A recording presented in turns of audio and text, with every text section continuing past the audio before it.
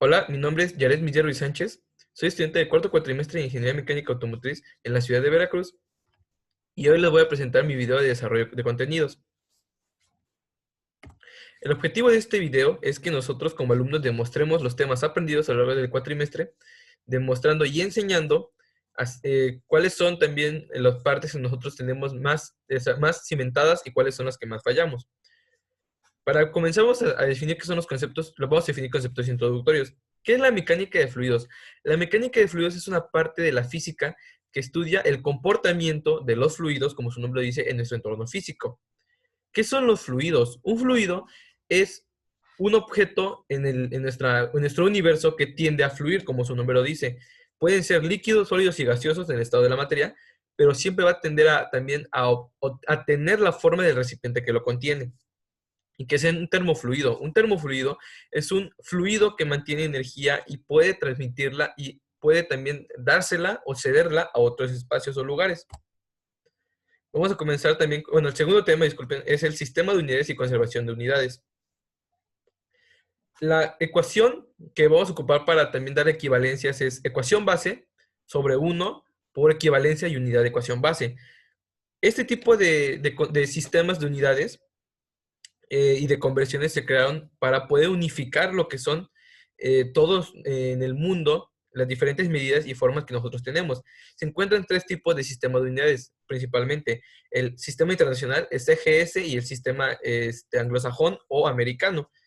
Pero particularmente el americano solamente se ocupa en dos países, que es el estadounidense, que es en Estados Unidos, perdón, y en lo que es Inglaterra. Mayormente se ocupa el sistema internacional y su antecesor, que es el MKS. Bueno, ahora comenzamos lo que es un ejemplo que es 1.45 kilogramos a libras. 1.45 sobre 1 por 2.204, que es la equivalencia, es lo que vale las libras, entre un kilogramo. Kilogramos entre kilogramos se eliminan y quedan nada más 2.204 libras. Se multiplica 1.45 por 2.204 y esto es como nos va a dar la equivalencia, y en diferentes tipos de unidades también podemos identificarlo como de unidades de peso, de volumen, densidad, lo que es volumen específico, newton, fuerza, par, torque, etcétera. Muchas son las funciones que nosotros podemos tener gracias a ese tipo de conversión de unidades. El tercer tema es masa, presión y peso. ¿Qué es la masa? La masa es una parte de nuestro entorno físico que no puede ser modificado y no puede ser cambiado. La presión es la fuerza que se ejerce encima de un objeto gracias a lo que es la gravedad por lo que es también nuestro peso. Y también, por último, el peso. El peso es el peso es la multiplicación de la masa por la gravedad. Ese es el peso que se está obteniendo al dar, digamos que en nuestro universo, gracias a la constante de gravedad. Y para también complementar este tipo de masa, este tipo de conceptos, tenemos el peso específico relativo, densidad, densidad relativa, presión y aceleración. En su medida del peso específico se mide por lo que es la presión del agua, igual que la densidad del agua, que es la constante que nosotros podemos obtener gracias a que es una constante, o podemos ocuparla como constante universal también, que es la presión del agua. La termometría y conservación de la energía. Primero tenemos que saber qué es la temperatura. La temperatura, perdón, es el calor específico que nosotros irradiamos de nuestro cuerpo o diferentes cuerpos en nuestro entorno físico. La termometría es el estudio de la temperatura a base de escalas reales. Sobre todo se ocupa un instrumento de medición en ello que es el termómetro. Y tenemos cuatro principales escalas que se ocupan: Fahrenheit, Kelvins, Celsius y Rankine. Aunque realmente dos de ellas son absolutas y dos de ellas son dinámicas, por decirlo así. Las que son dinámicas son Celsius y Fahrenheit, que llegan a tener un movimiento desde cero adelante, ya que si es cero es ausencia de calor y hacia abajo empieza a aumentar el frío. Y Kelvin y Fahrenheit, que esas realmente no llegan no llegan a un cero absoluto, el mínimo es 273. Tenemos la energía mecánica interna, cinética potencial. La energía cinética es la energía que tiene a base del movimiento, que nosotros podemos obtener o hacer, y esta energía conllevará a dar también lo que es una transformación a otros diferentes tipos de energía, ya que la energía no se crea ni se destruye, solo se transforma. La energía potencial es la energía que nosotros tenemos dentro de nuestro sistema, que es como la energía interna, pero la energía interna, definiendo esta parte, y va a empezar desde el sistema o en el nivel molecular. La energía potencial es la energía que nosotros llegamos a mantener y podemos dar y entregar en una acción o movimiento dado. Y tenemos por último la energía mecánica, que la energía mecánica es la energía que nosotros, es la suma de la energía cinética y potencial, y es la energía que podemos tener a base de un movimiento un movimiento y un trabajo. Hidrostática y principio de Pascal. La hidrostática es una rama igual de la mecánica de fluidos, que estudia los líquidos, o lo que son, mejor dicho, los fluidos en reposo, y qué presión puede llegar a ejercer sobre ese lugar contenido. Y para ello tenemos el principio de Pascal. El principio de Pascal nos dice que la presión del émbolo 1 siempre será igual que la presión del émbolo 2, y por ende la fuerza será igual tanto de un lado como de otro, y logrará mover de un émbolo pequeño, mover un émbolo grande por la misma cantidad de presión ejercida. Por eso tenemos la fórmula de la hidrostática. Nos dice que la presión 1, la presión 2 menos la presión 1, que es la diferencia de la presión, será igual a presión específica entre H1 y H2, que son igual diferentes tipos de presiones. Pero también podemos sacar la presión como diámetro por gravedad por altura. Esto es referente al área donde nosotros estamos trabajando o donde se está contenido el líquido. Y por último tenemos el principio de Pascal, que como ya les decía, la fuerza 1 entre el área 1 será siempre igual a la fuerza 2 sobre el área 2. Despejando ciertos valores que nosotros queremos de estos cuatro, podremos sacar cuál es la medida de cada uno de ellos y tener diferentes tipos de presiones o fuerzas que nos harán mover diferentes tipos de cosas. Que esto nosotros lo vemos establecido cuando hablamos de un sistema de frenos en un automóvil. Hidrodinámica, gasto y flujo de la continuidad.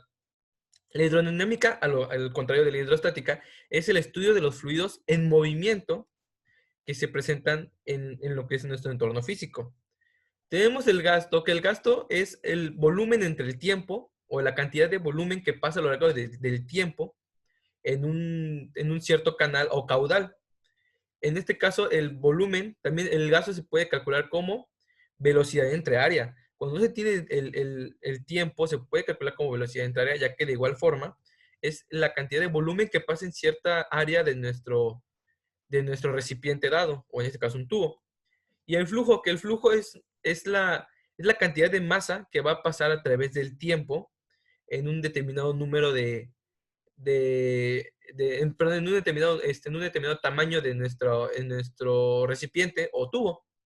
Pero la densidad, el flujo se puede también calcular al final de cuentas como densidad por gasto, ya que de igual manera, como le decimos, el gasto es la cantidad de volumen sobre tiempo.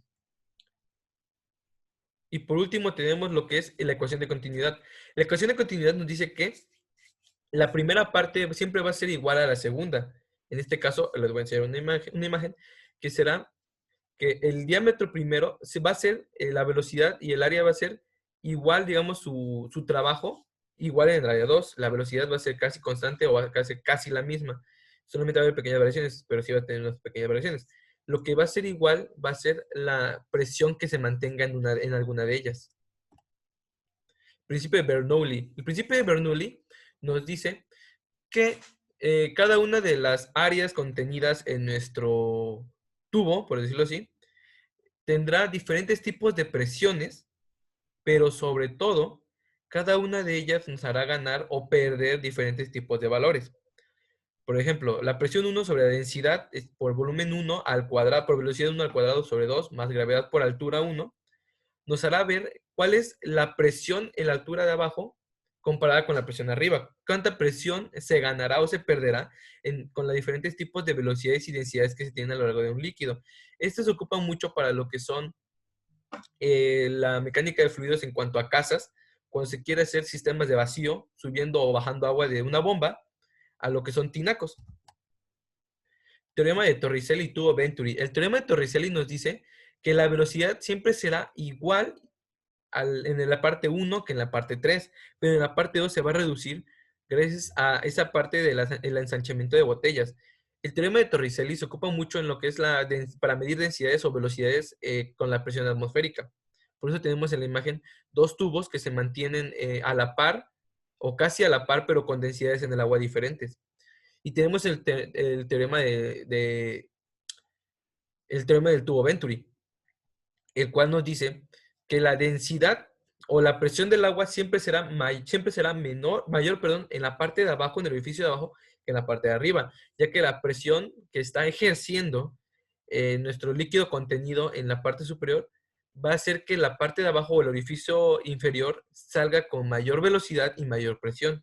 Que esto igual, le digo, tomando en cuenta la ecuación, tomando en cuenta el principio de Bernoulli con el teorema de tubo Venturi, realmente, bueno, en sí, del tubo Venturi, de la ecuación del tubo Venturi, sale el principio de Bernoulli sirve para despejar y sacar la ecuación del tubo Venturi.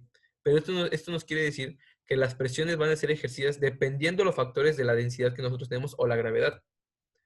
Leyes de los gases. Como, uno de los temas ya finales de este cuatrimestre fueron las leyes de los gases y variables termodinámicas, ya que este tipo de leyes, como ahorita lo vamos a ver, nos ayudan a saber cada una de las diferentes variaciones, ya sea isotérmico, isocórico o isobárico, de nuestros gases, que nos hacen ver cuál es la diferencia o cuánta magnitud tenemos para que nosotros podamos determinar cuál es la fórmula que nosotros queremos ocupar, dependiendo, como les digo, ya sea isobárico, isotérmico o isocórico, que puede ser presión constante, temperatura constante o un área constante.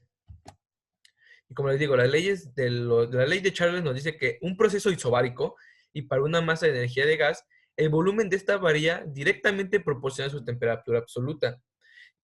Eso nos quiere decir que va a variar referente a la temperatura absoluta que contenga el tipo de gas, ya que hay que recordar que los gases también tienden a calentarse y expandirse. Ley de Bohr-Mariotte es un proceso isotérmico y para una masa de energía de gas, el volumen de este varía inversamente proporcional a su temperatura absoluta.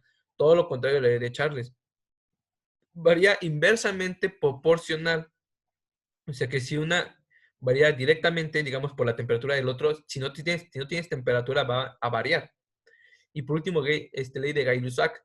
Es un proceso isotérmico y para una masa de energía de gas, dada la presión absoluta de este, varía directamente proporcional a su temperatura absoluta.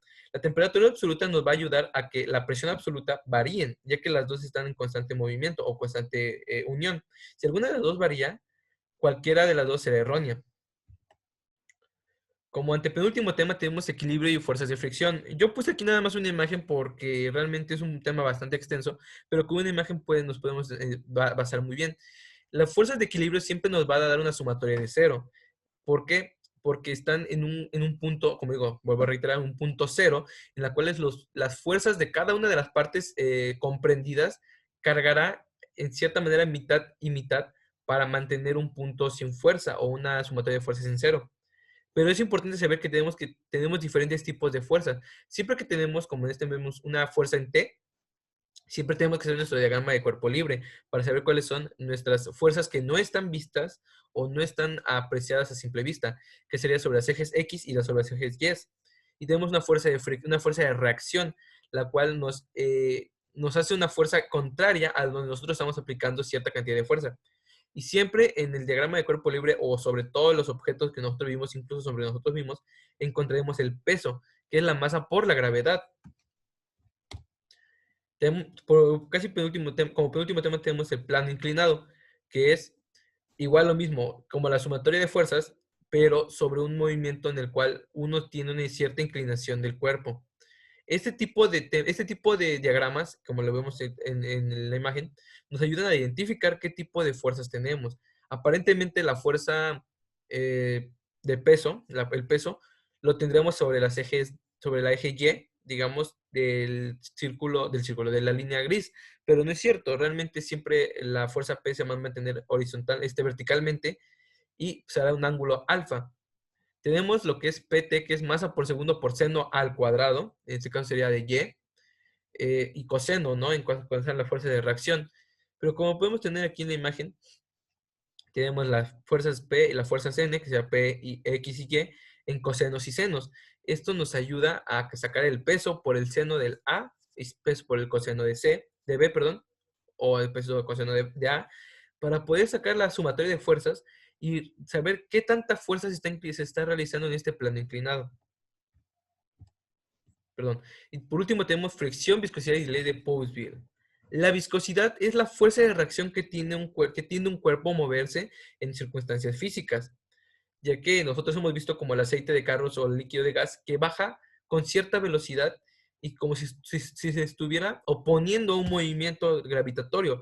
Esa es la viscosidad, cierta fricción o cierta oposición, mejor dicho, a la gravedad contenida en nuestro cuerpo, en nuestro universo. La viscosidad cinemática es la viscosidad que se mantiene o cambia por el movimiento que va a tener, ya que diferentes tipos de viscosidades a base de un movimiento o tipo de impulso tienden a cambiar, a pesar de tener cierta resistividad, ya que si todos tuvieran la misma resistividad sería diferente. Y el aceite de casa es menos denso que el aceite de carro, entonces, a pesar de que son aceites, cada uno se mueve diferente tipo de viscosidad. Viscosidad absoluta. La viscosidad absoluta o dinámica es la viscosidad que se tiene en base a su movimiento. Como digo, casi es igual, digamos, bueno, para mi punto de vista es casi igual, pero cada una de ellas tiene sus diferentes tipos de variaciones. Y ley de Poiseuille. Por último, la ley de Poiseuille nos marca o nos pauta las diferencias de presiones, en este caso de gastos, que se pueden encontrar en un sistema herméticamente, bueno, no cerrado, no herméticamente cerrado, sino en un sistema de diferentes variaciones de volúmenes donde nosotros podemos ocupar, de viscosidad, ya me acuerdo de viscosidad, disculpen, de viscosidad. Como les digo, en esta parte tenemos las diferencias de potencial, diferencia de presión por pi, que es pi por radio al cuadrado, para sacar el área de nuestro objeto o nuestro recipiente contenido, en este caso siempre es un cilindro, de nuestra viscosidad, por 8, que esa 8 es constante en nuestra fórmula, por volumen absoluto, por L, que es la densidad o la capa de aceite que se encuentra entre punto A y punto B. Y bueno, eso fue todo por mi parte. Mi nombre es Yared Miservi Sánchez y le doy las gracias por prestarme un poco de su tiempo.